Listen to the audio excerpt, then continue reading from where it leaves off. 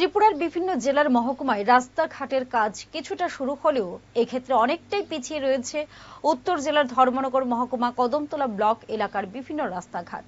কদমতলা থানার সামনে থেকে রানীবাড়ি পর্যন্ত প্রায় ১৩ কিলোমিটার রাস্তার মধ্যে অধিকাংশই রাস্তাটি ভগ্ন দশায় পরিণত হয়ে রয়েছে। ফলে ছোট বড় যান চালকরা যেমন বিপাকে পড়েছেন, ঠিক তেমনি পথচারীরাও চরম দুর্ভোগের শিকার। কদমতলা থানার সামনে থেকে রানীবাড়ি পর্যন্ত প্রায় ১৩ কিলোমিটার রাস্তাটির বিভিন্ন স্থানে প্রায়শই ছোট বড় যান দুর্ঘটনার শিকার হতে হয় স্থানীয়দের। রাস্তাটির প্রায় ৯০% অংশে ছোট বড় গর্তে পরিণত হয়ে যাবার ফলে যানবাহন চলাচলের অনুপযোগী হয়ে পড়েছে। এতে ক্ষোভে ফুঁসছেন এলাকার বাসিন্দারা। পাশাপাশি বিকল্প জাতীয় সড়কের বেসরকারি নির্মাণ সংস্থা বড় বড় ডাম্পার গাড়িতে করে মাটি বহন করার ফলে বেহাল থেকে আরো বেহালতর হয়ে পড়েছে রাস্তাটি, এমনটাই অভিযোগ স্থানীয়দের। সেখানকার এক অটো চালক এবং এক পথচারী জানান, এই বেহাল রাস্তাটির কারণে চরম বিপাকে পড়তে হয় তাদের। তাই বেহাল রাস্তাটির দ্রুত সংস্কারের দাবি জানান তারা। এরকম রাস্তা তো পুরো জায়গাতেও নাই, মানে ত্রিপুরা হয়তো মানে কতটুকু কষ্ট হয় আর আমরা গাড়ি চালাইতে প্রবলেম হয় আর কদমতলার তো রানীবাড়ি অব্দি আছে, তারপর পর্যন্ত আর বেশ খারাপ রাস্তা,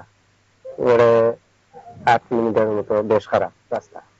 তারা তো এটা মানে তারা যে সময় মাটি নিলে ওই সময় বললো আর তারা বানাই দিব, এটা ওই যারা মাটি নেওয়ার রাস্তার মধ্যে আর শুনছি আর এতটুকু যে তারা বানাই দিব, এখন তো আর হইতে পারতাম না, তারা কতটুকু করিয়া দিব আর মাটি নেওয়ার কারণে রাস্তাটা খারাপ হয়।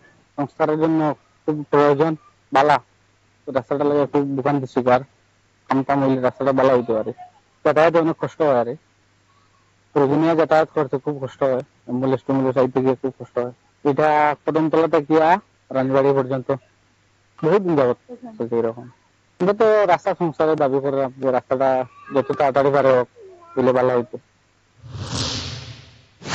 জানা গেছে ২০১৮ সালের বিধানসভা নির্বাচনে জয়ী হয়ে রাজ্য বিজেপি সরকার ক্ষমতায় আসার প্রায় ৩ বছর পর একবার রাস্তাটির কাজ হলেও তা হয়েছিল অতি নিম্নমানের, যার ফলে মাত্র বছর দুয়েকের মধ্যে ভেঙে পড়েছে পুরো রাস্তাটি। তাছাড়া তিনি গুরুতর অভিযোগ করে বলেন, পূর্ব ত্রিপুরা আসনের শাসক শরিক দলের প্রার্থী তথা বর্তমান সাংসদ কৃতি সিং দেববর্মন জয়লাভ করার পর একটি বারের জন্য অত্র এলাকায় আসার প্রয়োজনটুকু মনে করেননি এবং স্থানীয় বিধায়ক ইসলাম উদ্দিনও এই বিষয়ে মুখে কুলুপ এঁটে বসে রয়েছেন। তাই এলাকাবাসী রাস্তাটির দ্রুত সংস্কারের দাবি জানান। Bureau report, headlines Tripura national.